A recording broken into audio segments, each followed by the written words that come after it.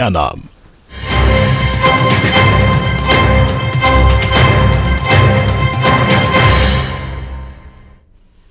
नमस्कार, बहुत स्वागत है आपका बुलेटिन में। मैं हूं रीनू यादव। सबसे पहले बात, जम्मू कश्मीर में हुए आतंकी हमले में छिंदवाड़ा का एक जवान शहीद हो गया। मंगलवार रात को कठुआ जिले के हीरानगर स्थित सैदा सुखल गांव में आतंकी हमला हुआ था। गोली लगने से सीआरपीएफ के कांस्टेबल कबीर दास घायल हो गए थे, जहां बुधवार सुबह इलाज के दौरान कबीर दास शहीद हो गए। शहीद जवान कबीर दास मध्य प्रदेश के छिंदवाड़ा के रहने वाले थे।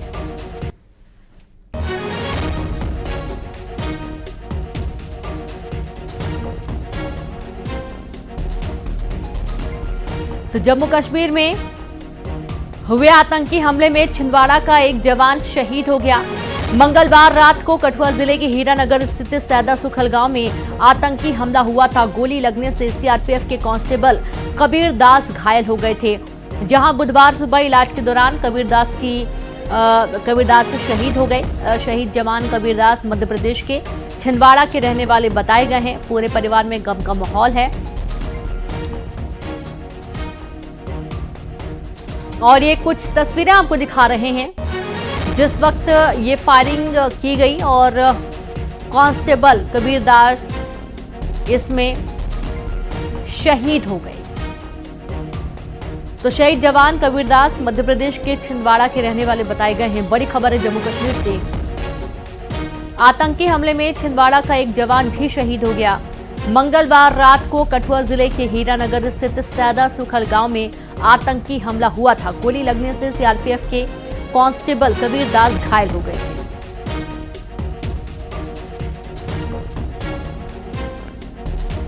और सीधे रुख करेंगे, संवाददाता राजेश करमेले जुड़ गए हैं। राजेश, कल आतंकी हमले में मध्य प्रदेश के छिंदवाड़ा से एक जवान शहीद हुए हैं। क्या कुछ अभी ताजा जानकारी मिल पा रही है?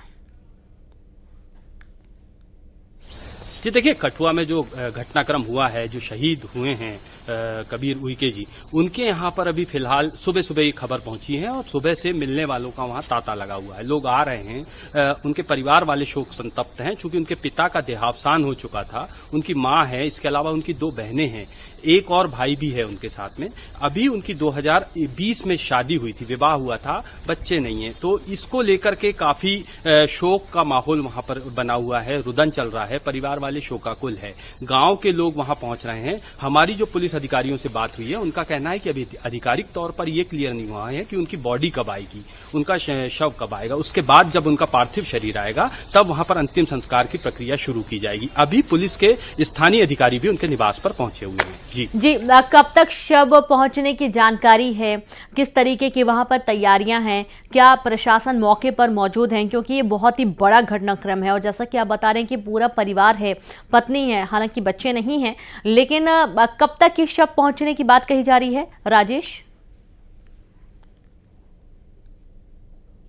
बातचीत हुई है पुलिस अधिकारियों से। उनका कहना है कि जो हमारे उच्च सूत्रों से पता चला है, जो बातचीत हो रही है ऊपर, उनका कहना है कि आज संभवतः शव रवाना किया जाएगा पार्थिव। उसके बाद उम्मीद है कि शाम तक वो यहाँ पहुंच जाएगा छिंदवाड़ा एयरपोर्ट पर। उसके बाद यहाँ से वो बिछुआ, जो उनका गांव है पुलपुलडा, वहां के लिए रवाना किया जाएगा और उम्मीद जताई जा रही है कि कल सुबह उनका अंतिम संस्कार किया जाएगा। जी बिल्कुल, शहीद जवान है, अंतिम संस्कार कल सुबह किया जाएगा। और अंतिम संस्कार से जुड़ी क्या कुछ जानकारी मिल पा रही है? क्योंकि हम देख पा रहे हैं कि ये बहुत ही बड़ा एक हादसा हुआ है। बहुत शुक्रिया आपका राजेश, आगे भी आपसे जानकारी लेते रहेंगे। शुक्रिया तमाम जानकारी के लिए।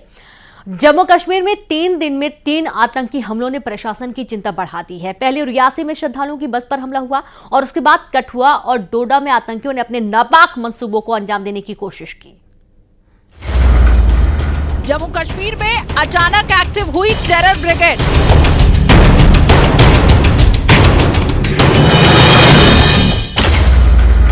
रियासी, कठुआ और अब डोडा में आतंकी साजिश।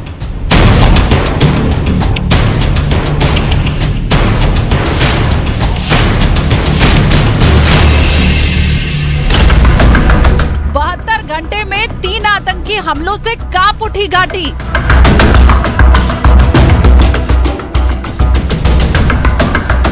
लोकसभा चुनाव खत्म होने के साथ ही जम्मू कश्मीर में आतंकियों ने नई टेरर फाइल खोल दी है। 72 घंटों में तीसरा मौका है जब जम्मू कश्मीर में आतंकियों की फौज एक्टिव दिखाई दी है।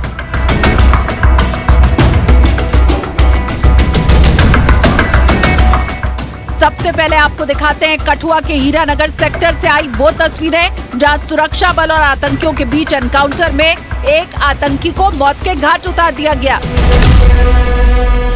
यहाँ पे मेजर लेवल पे सर्च ऑपरेशन चल रहे हैं, कॉम्बिंग ऑपरेशन चल रहे हैं और जो इनकाउंटर है उस आतंकवादी के साथ वो भी चल रहा है। फिलहाल जो सीआरपीएफ जवान है वो इंजर्ड है और एक आतंकवादी को कल शाम को ही न्यूट्रलाइज किया गया था। एक सिविलियन भी इंजर्ड है जो कि अब स्टेबल है। और फिलहाल कठुआ में कहा जा रहा है कि ये जो आतंकवादी दो आए थे ये रिसेंटली इन्फिल्ट्रेट करके आए थे और ऐसा जिस तरह मैंने कहा सिक्योरिटी फोर्सेस को लग रहा है कि कुछ और आतंकवादी भी यहाँ पे हो सकते हैं जिनको न्यूट्रलाइज करने के लिए ये सर्च ऑपरेशन बड़े पैमाने पे चल रहा है। जबकि दो आतंकियों की तलाश में चप्पे चप्पे को खंगाला जा रहा है। कैसे लगी इनको? क्या लोई? गोली मारी। किसने मारी गोली? उन्हें सर बंद कर। बंद करो। आंदो मारो। अच्छा चलो यार।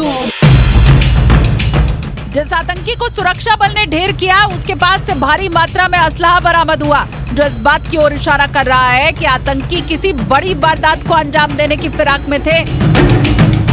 एक घर में जाकर कुछ लोगों से पानी वगैरह मांगने की कोशिश की, तो जब लोग दहशत में आए तो उसके बाद जैसे सूचना मिली इसकी तो यहाँ पर एसएचओ और एसडीपी की टीम मौके पर पहुंची और चूंकि उसमें एक आतंकवादी ने उन पर ग्रेनेड लॉन्च करने की कोशिश की और एक्सचेंज ऑफ फायर में वो टेररिस्ट मारा गया।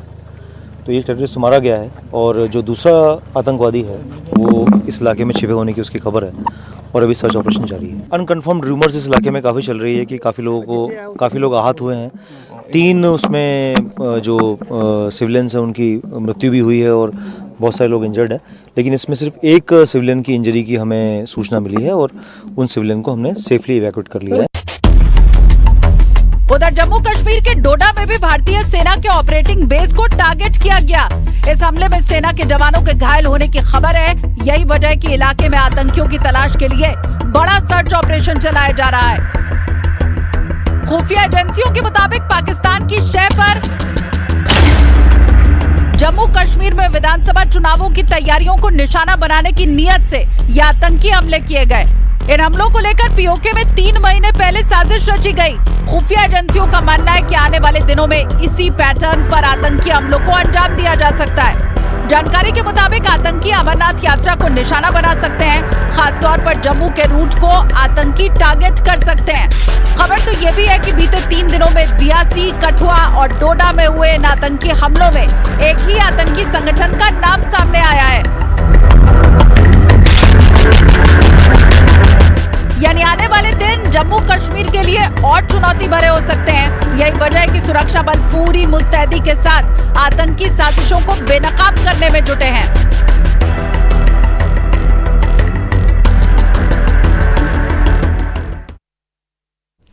भारत विकसित राष्ट्र बनने की दिशा में आगे बढ़ रहा है, लेकिन अभी भी कई जगहें ऐसी हैं जहां पीने के लिए साफ पानी तक नहीं मिलता। आए दिन गंदा पानी पीने से लोगों के बीमार पड़ने की खबरें आती हैं। भिंड में भी प्रशासन की लापरवाही लोगों की जान पर भारी पड़ रही है। भिंड में दूषित पानी पीने से बड़ी संख्या में लोग बीमार पड़ रहे हैं। उल्टी दस्त से 3 मरीजों की मौत की खबर है। खूप कस्बे में न्यूज 18 की टीम पहुंची और हालात का जायजा लिया। लोगों ने बताया कि लगातार मरीजों की संख्या बढ़ रही है। जिन मरीजों का भिंड जिला अस्पताल में इलाज चल रहा था उनमें एक बच्ची की भी मौत हुई है। 2-3 मरीजों को ग्वालियर के लिए रेफर किया गया। स्थानीय लोगों की माने तो बीते 2 दिनों में 50 से 60 लोग उल्टी दस्त, पेट दर्द और बुखार से परेशान हैं। इसी कस्बे से इन्हीं लक्षणों के 3 मरीजों की भी मौत की पुष्टि हुई है। हालांकि प्रशासन इन 3 मौत की पुष्टि नहीं कर रहा है।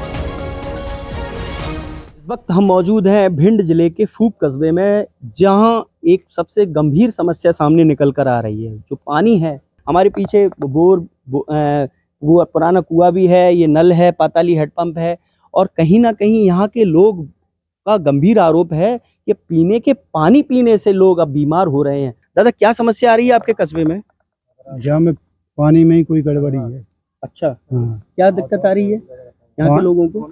पानी, दस्त और उल्टी। अच्छा, आपके घर में भी कोई बीमार है? हाँ, हमारे भाई साहब है। सबसे बड़ी प्रॉब्लम 2 दिन पहले जो नल जल योजना में पानी आया था, वो टंकी द्वारा पानी आया है। वो पानी पीने के बाद पूरा मोहल्ला हमारा उल्टी और दस्त से पीड़ित है। 60 से 70 लोग बीमार हैं। पूरे मोहल्ले में कोई भी घर ऐसा नहीं है जिसमें बीमार ना हो। कल रात में एम्बुलेंस आई थी, पूरे रात हमारे मोहल्ले के लोगों को हॉस्पिटल ले गई। कुछ लोग भिंड रेफर किए गए, उसमें एक लोग की कल आज सुबह डेथ हो गई। एक व्यक्ति की आज सुबह हुई है, एक कल डेथ हो गई थी। 2 मौतें। हाँ, और एक परसों हो गई थी। मतलब 3 मौतें हो चुकी 3 दिन के अंदर। दादा आप भी ये ब्रैनुला बांधे हुए हैं, हम कैमरामैन से कहेंगे देखिए दादा ब्रैनुला बांधे हुए, क्या आप भी तकलीफ में हैं? अरे तकलीफ मत ते बचेंगे लला, बहुत ज्यादा समस्या में तो हो गई हम तो। समस्या क्या आ रही अरे भाई दस्त, वो कान उल्टी। है? समस्या कैसे होगी एकदम? अरे ये पानी की समस्या है।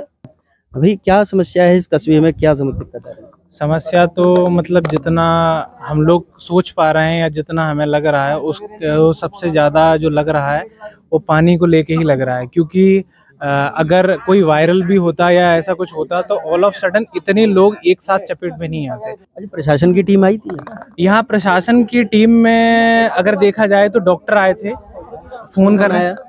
डॉक्टर में कौन आया था अभी सुबह? रात में डॉक्टर सिद्धार्थ हैं जो यहाँ के जो इंचार्ज हैं वो आए थे और उनके साथ जो उनकी टीम के लोग आए थे, तो उनके साथ एम्बुलेंस आई थी। तो जो ज़्यादा सीरियस जो लोग थे उनको लेके गए थे, क्योंकि मोहल्ले में 4-5 लोग बहुत ज़्यादा सीरियस थे, तो उनको लेके गए और ऑलरेडी वहाँ कुछ लोग पहले से ही पहुँच गए थे। आप बता सकते हैं कि पूरे कस्बे में कितने लोगों की मतलब कितने लोग इस मतलब बीमार हैं? ये सिर्फ वार्ड नंबर 7 की आपको बता रहा हूँ, जहाँ 70 से 60 लोग हैं जो प्रभावित हुए हैं इससे। इस बीमारी से 2 से 3 लोगों की मौत भी बताई जा रही है और करीब 60 से 70 लोग अभी भी मतलब इस समस्या से पीड़ित दिख रहे हैं। इस समय भिंड से न्यूज़ 18 के लिए रविरमन त्रिपाठी। इधर गरियाबंद जिले में देवभोग ब्लॉक के नांगलदेही गांव के ज्यादातर लोग अजीब बीमारी से पीड़ित हैं। 700 की आबादी वाले इस गांव में ज्यादातर लोगों के दांत पीले हो रहे हैं। ग्रामीणों को कमर में अकड़न, घुटने में सूजन, शरीर में दर्द, थकान और कमजोरी की शिकायत है। गांव के वाटर सोर्स में फ्लोराइड की मात्रा तक तय मानक से 10 गुना ज्यादा है। देवभोग ब्लॉक के 40 स्कूलों में फ्लोराइड की मात्रा तय सीमा से ज्यादा होने का पता 2016 में ही चल गया था, जिसके बाद 2021 में इन सभी स्कूलों में फ्लोराइड रिमूवल प्लांट बनाए गए थे।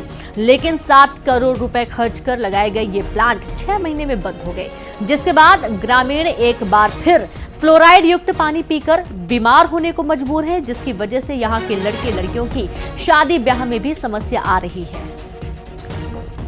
खराब हो रहा है, सब कुछ खराब हो रहा है। गोड़ हाथ दर्द दे रहा, पूरा सब कुछ खराब है ना हो। हमारा पानी के लिए कोई भी आदमी स्वस्थ नहीं है। हो पानी के लिए यार, क्या पानी तो खराब ही है। मतलब तो किसी न किसी कुछ ना कुछ प्रॉब्लम है। हो गांव में एक होते जा रहा है ना हो। हाँ, पानी का प्रॉब्लम हो रहा है मतलब। तो दांत काला हो रहा है, कभी तो किसी का पैर दर्द हो रहा है, किसी का पेट खराब हो रहा है। पानी तो देखिए, गर्मियों के दिनों में पानी एक बड़ी समस्या हो जाती है, खास तौर पर जो ग्रामीण क्षेत्र है वहां पर ये ज्यादा समस्याएं दिखी जाती हैं। सीधे रुख करेंगे भिंडी से संवाददाता रवि रमन त्रिपाठी और शेख इमरान गरियाबंद से जुड़ गए हैं। तो पहले तो रवि रमन आपके पास आते हैं। पानी की दिक्कत है और इस वजह से बड़ी संख्या में लोग बीमार हुए हैं। 3 लोगों की मौत हुई है, हालांकि पुष्टि जरूर नहीं की गई है, लेकिन क्या शुद्ध पानी उपलब्ध कराए जाने की कोई बात? क्योंकि कहा जा रहा है कि टंकी से पानी की सप्लाई होती है और उसी का सेवन करने से ये बीमारी हुई है। रीनू, मैं आपको बताऊं कि न्यूज़ 18 ने जब ग्राउंड जीरो की पड़ताल की तो पाया कि वहां के स्थानीय लोगों से बात की तो बताया गया कि जो चाहे लाख दावे करता हो प्रशासन हर घर नल पहुंचाने के लिए, लेकिन कहीं ना कहीं पानी तो पहुंचाया जा रहा है। टोंटियों में, नलों में पानी तो आ रहा है, लेकिन अब यह पानी जो है भिंड जिले के अटेर विधानसभा क्षेत्र के फूप कस्बे में वार्ड क्रमांक 6, 7 और 8 की इतनी भयावह स्थिति बन चुकी है कि लोग पीने के पानी से, लोगों का कहना है कि पीने के पानी से लगातार लोगों का हाल बेहाल होता जा रहा है और लोग उल्टी, दस्त और पेट में मरोड़ और बुखार और घबराहट जैसी तकलीफों से सामना कर रहे हैं। लगातार इन मरीजों में इजाफा होता जा रहा है और 50 से ज्यादा मरीज अस्पताल में भर्ती हो चुके। चूंकि ये अस्पतालों में जो शासकीय अस्पताल हैं उनमें भर्ती हो चुके, शेष कुछ मरीज ऐसे भी हैं जो प्राइवेट डॉक्टरों पर इलाज ले रहे हैं। अब इस मामले को लेकर प्रशासन में हड़कंप मचा हुआ है। आज स्वयं भिंड कलेक्टर संजीव श्रीवास्तव अभी हाल ही में मौका मुआयना करने फूप कस्बे में पहुंचे हैं, जहां पे स्थानीय लोगों से बातचीत भी कर रहे हैं।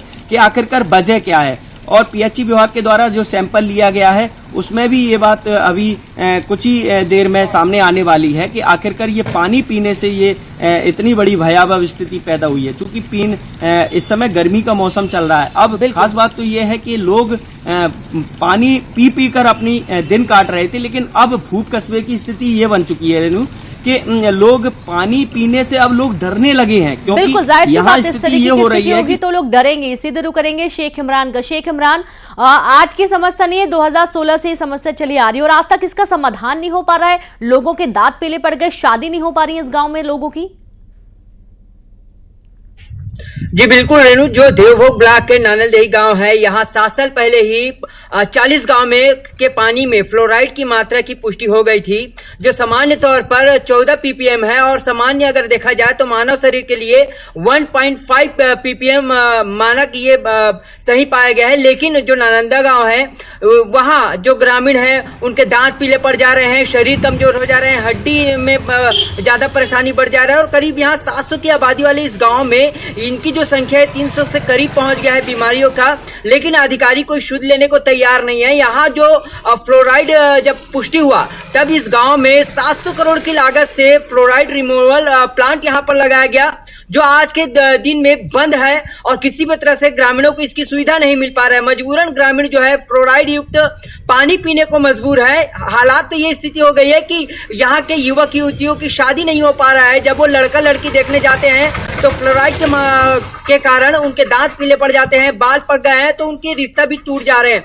तो कहीं ना कहीं ये समस्या अब बढ़ते जा रही है। लोग सबसे ज्यादा ग्रसित है, बच्चे परेशान है, लेकिन शुद्ध लेने वाले अब इस गांव में कोई नहीं है। शासन प्रशासन को चाहिए कि इस गांव में शुद्ध ले और यहाँ जो समस्या है उसे दूर करें, नहीं तो आने वाले दिनों में यह बिल्कुल। बहुत शुक्रिया आप दोनों का तमाम जानकारी साझा करने के लिए। तो इस तरीके से परेशानी तो है ही, प्रशासन की ओर बार बार ध्यान केंद्रित करने की कोशिश की जाती है, लेकिन कोई हल फिलहाल नहीं निकला है। छोटा सा ब्रेक, जल्द लौटेंगे।